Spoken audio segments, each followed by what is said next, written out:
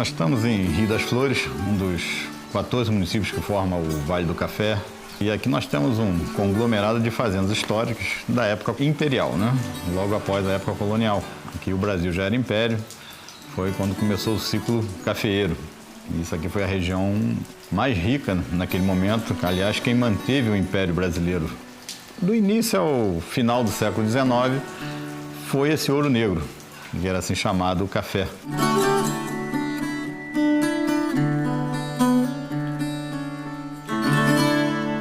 A Fazenda União faz parte desse conglomerado de fazendas imperiais, né? Foi uma das fazendas do Domingos Custódio de Guimarães, o Visconde do Rio Preto, né? Quando ele adquiriu, que ele era barão do Rio Preto ainda. E ele aqui na região teve 7 fazendas. Começou na Fazenda Luanda, teve a São Policarpo, e enquanto ele construía Paraíso, que realmente foi a casa sede onde ele morou. A Fazenda União foi uma das últimas a ele adquirir. Dizem que esse nome União foi porque ele conseguiu unir as terras dele, tá? Ele tinha fazendas ao redor e conseguiu comprar depois essas terras aqui, né? Hoje a Fazenda União tem 30 alqueires, na época parece que eram 120 ou 140 alqueires mineiros. Então era uma das fazendas mais produtivas de café.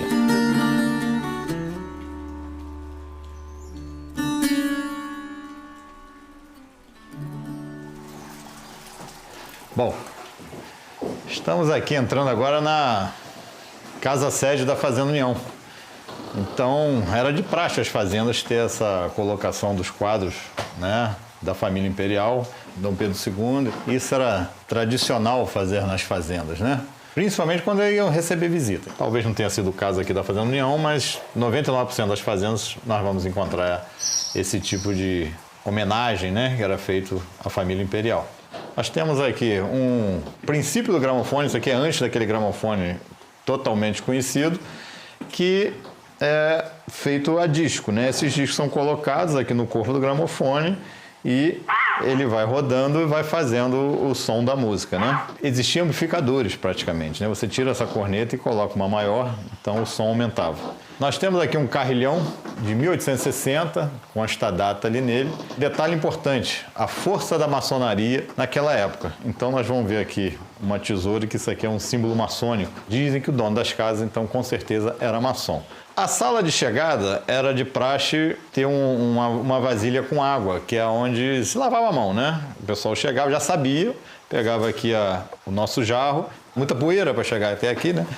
E tem uma chapeleira, né, que ninguém ia ficar de chapéu dentro da casa. Aqui tem uma peça muito interessante, uma caixa de música francesa, datada do ano de 1885, onde ela tem um pente, são 10 músicas e ela automaticamente vai trocando as músicas.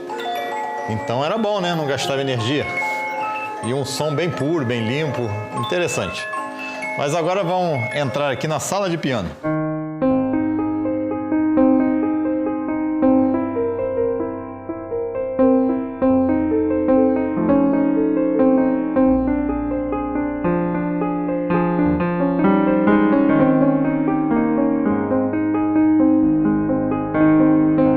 Entramos aqui na sala de música, talvez a sala principal da casa, e temos aqui um quadro datado de 1864. Nosso anfitrião, construtor da casa, Visconde do Rio Preto, Domingos Custódio de Guimarães, um homem riquíssimo do Império, amigo particular de Dom Pedro II. Esse quadro pertenceu ao tetraneto dele, que eu consegui adquirir aqui para a fazenda. Então, um bom filho a casa retorna.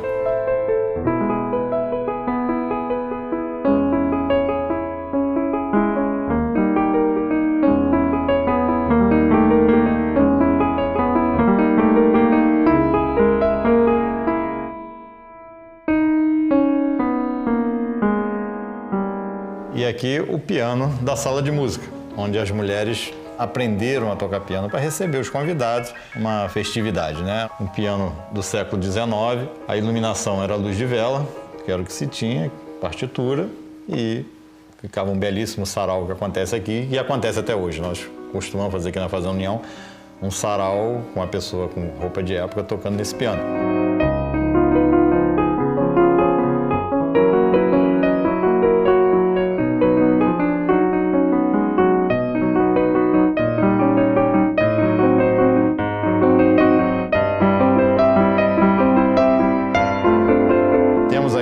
peça interessante, que é uma escarradeira. Os homens mascavam fumo, então, para não cuspir no chão, que eles cuspiam no chão, e foi inventado essa peça nobre de porcelana para que fosse cuspido ali, não nos tapetes e no chão da casa, né?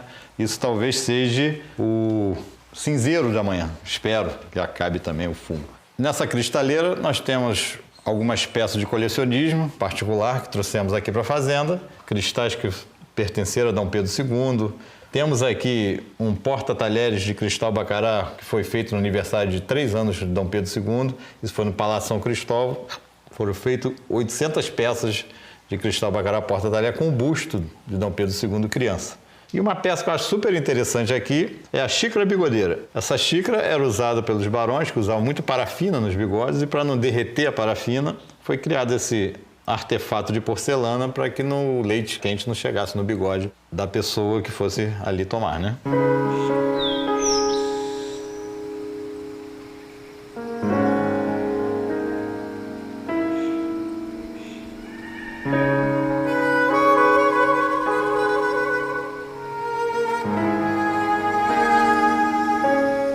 O filho do Visconde, ele já Visconde, o filho dele, ao se casar, né, se tornou barão do Rio Preto, e essa fazenda aqui ficou de dote para o filho. Coisa até estranha, porque na época quem dava o dote era sempre o pai da noiva. O Visconde do Rio Preto, ele faleceu em 1869. Aí começou a decadência, o filho começou a vender as fazendas e começou a passar por outras mãos. E a Fazenda União foi vendida para o Dr. Camilo Bernardino Fraga. O Dr. Camilo era um médico de pessoas importantes, da baronesa de Baipendi, que era sogra do Duque de Caxias, né? Talvez pelo não cuidado com tratamento em pessoas doentes, ele acabou falecendo muito cedo, Dr. Camilo. E a sua esposa, a Dona Luísa, né, que chamada carinhosamente Dona Luizinha, na época, com um braço forte, teve que tocar uma fazenda cafeeira com 140 escravos, né? E ela tocou isso aqui por 5 ou 6 anos sozinha. Né? Foi quando veio a abolição e realmente houve a decadência.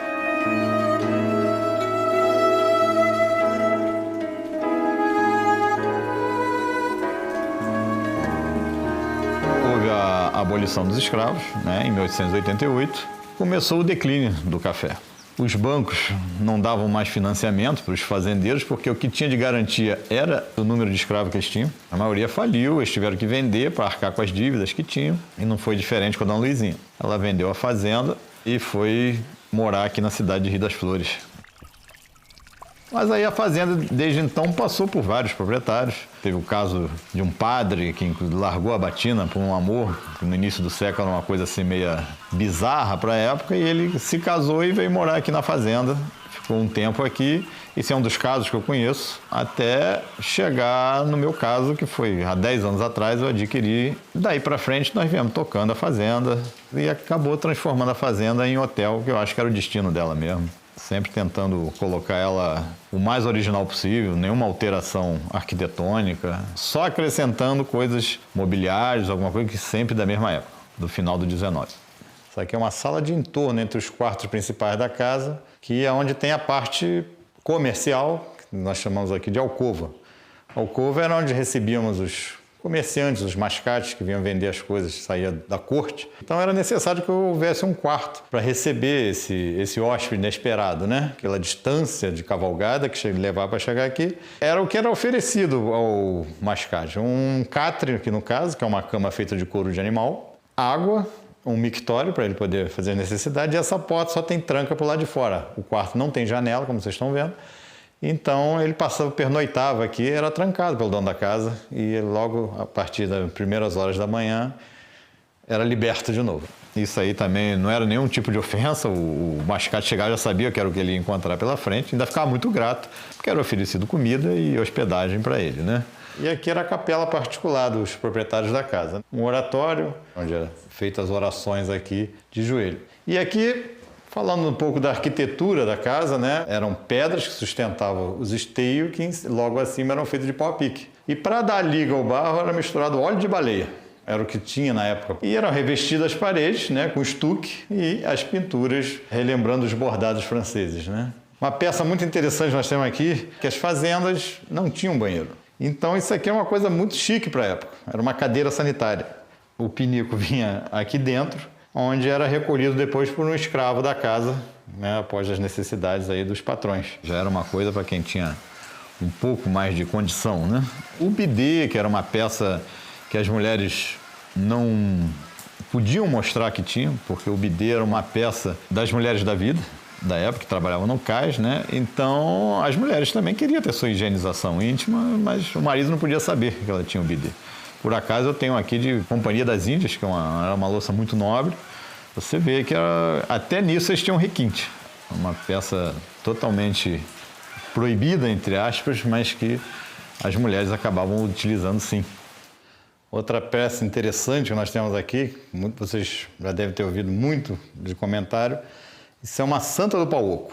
Era um objeto usado para contrabando de pedra preciosa, ouro, diamante. Então é uma santa, ela é oca por dentro. Aqui tem um detalhamento, existe uma trava aqui que as costas da santa solta e servia de esconderijo, né, para poder contrabandear. Respeita uma peça sagrada, eles não iam ficar catucando, interferindo numa santa.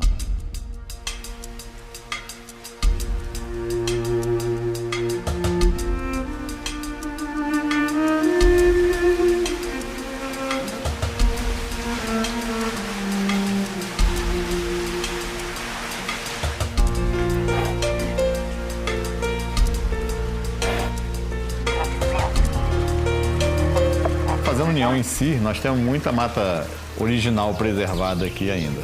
E a nossa fauna aqui é fantástica, né? Pássaros, você vai ver tucanos voando aqui. Arara, vocês devem estar escutando aí, né? Nós temos algumas araras aqui na região. Mico, lobo-guará. São espécies que até estão entrando em extinção, mas aqui nós temos fartura. Seria o lugar ideal para plantar café? Não. Nós estamos num vale montanhoso, o relevo não é propício e isso acabou com a chuva desses anos todos, tirando todo o nutriente da terra. Da maneira que foi plantado, a chuva vinha varrendo e os cafezais começaram a enfraquecer. E veio a abolição, como eu contei antes, daí a decadência do período cafeeiro.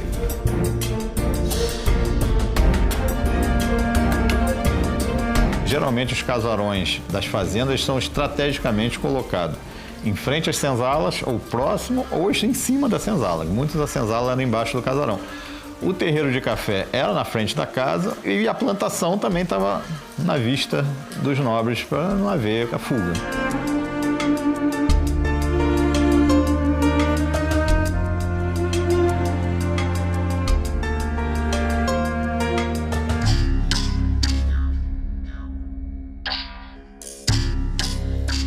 Estamos numa senzala original, infelizmente, é um capítulo que não dá para jogar para debaixo do tapete. Então a gente conta um pouco dessa história.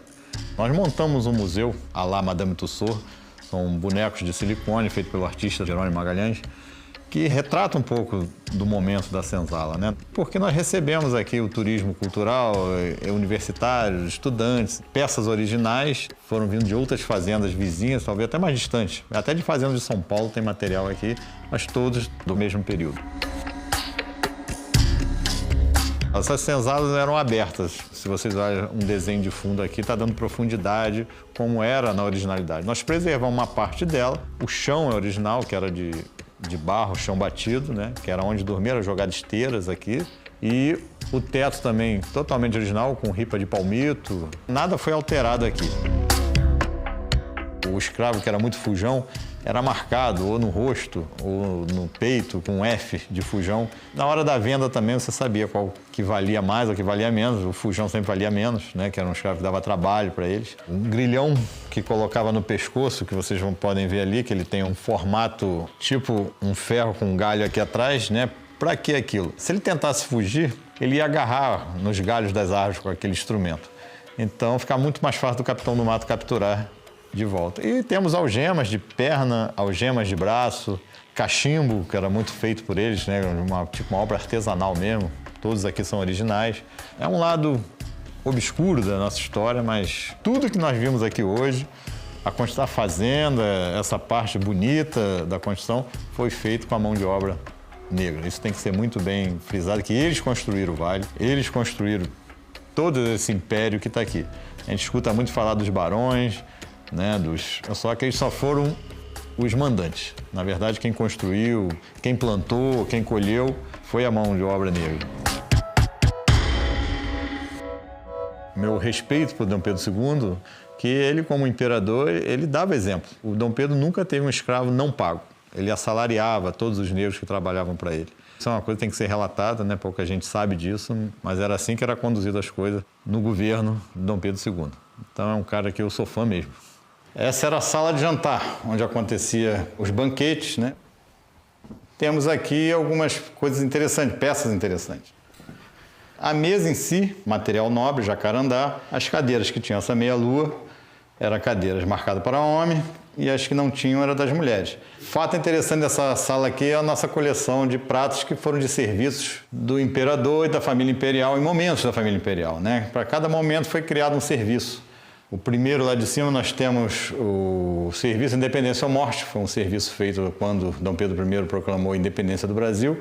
Juntaram-se pessoas mais abastadas e fizeram um serviço para presenteá-lo. Nós temos aqui também, para não apagar as chamas aqui, que se chama donzela, talvez pelo formato do corpo de uma donzela, todo em cristal, para proteção do fogo da vela se manter aceso, que era o que se usava na época, eram velas, era o que iluminava todos esses casarões. Uma peça muito interessante que está aqui em cima desse buffet é essa sopeira, que foi do casamento na união de brasões do Duque de Caxias e da Duquesa.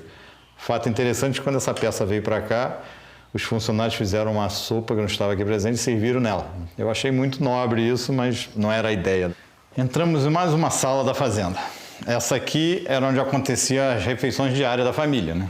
Era uma mesa mais simples, jacarandá também, madeira nobre brasileira. Essa mesa é original da fazenda, estava aqui desde a primeira construção dela. Esses pratos que são repetidos ao serviço do Visconde do Rio Preto, da pessoa que construiu essa casa, sendo que ele morreu como Visconde, mas só teve 4 anos no posto de Visconde, então os pratos ainda são brazonados com o título de barão, a coroa de 4 pontas, que dizia que era o baronato. Inclusive esse móvel era do Visconde também.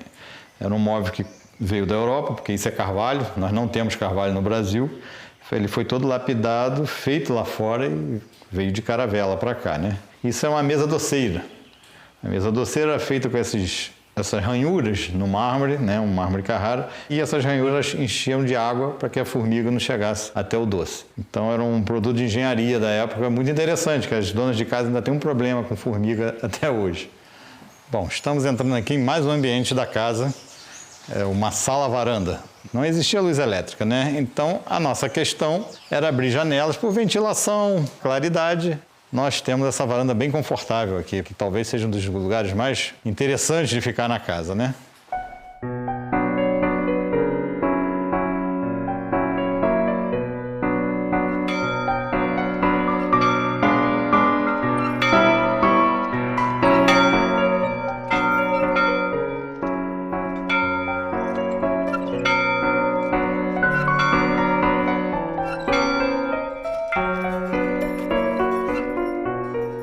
Chegamos aqui agora num local que para mim é o xodó da fazenda, é a Capela da Fazenda União, que nós reconstruímos ela, né? Consta nos acervos que existia uma capela aqui, não se sabe se era uma capela mais ou menos luxuosa que essa, eu acredito que era menos. Isso aqui para mim foi um delírio, fazer essa capela aqui. Tem materiais colocados aqui de fazendas vizinhas que estavam em estado de demolição. Trouxemos o altar inteiro, a porta inteira, e dentro das peças que pertenciam ao meu acervo, de santos do século XVIII, século XIX, nós fizemos a montagem da capela. E um artista local, Jerônimo Magalhães, é um artista fantástico aqui, usando toda a técnica que era utilizada no século XIX. O tipo de pintura francesa, dando volumes, trampless, né, que se chamava, o teto, feito toda a via sacra. Então foi uma capela que veio do chão, levantamos do chão, com todo o material, lógico, da mesma época, mas que hoje é difícil que alguém que acredite que essa capela não seja datada da mesma época da fazenda.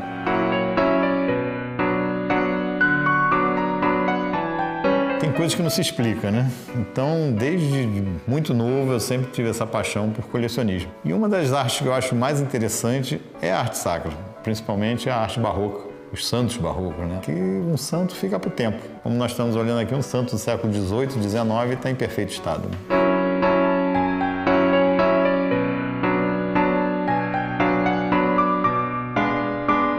É fácil você caminhar aqui pelo vale, tem fazendas lindíssimas de pé, mas eu vou te falar que a maioria estão abandonadas, estão caindo. Quando eu vejo uma fazenda caindo, isso para mim é ser apunhalado, né? Então eu acho que até que se nós temos órgão para isso, né?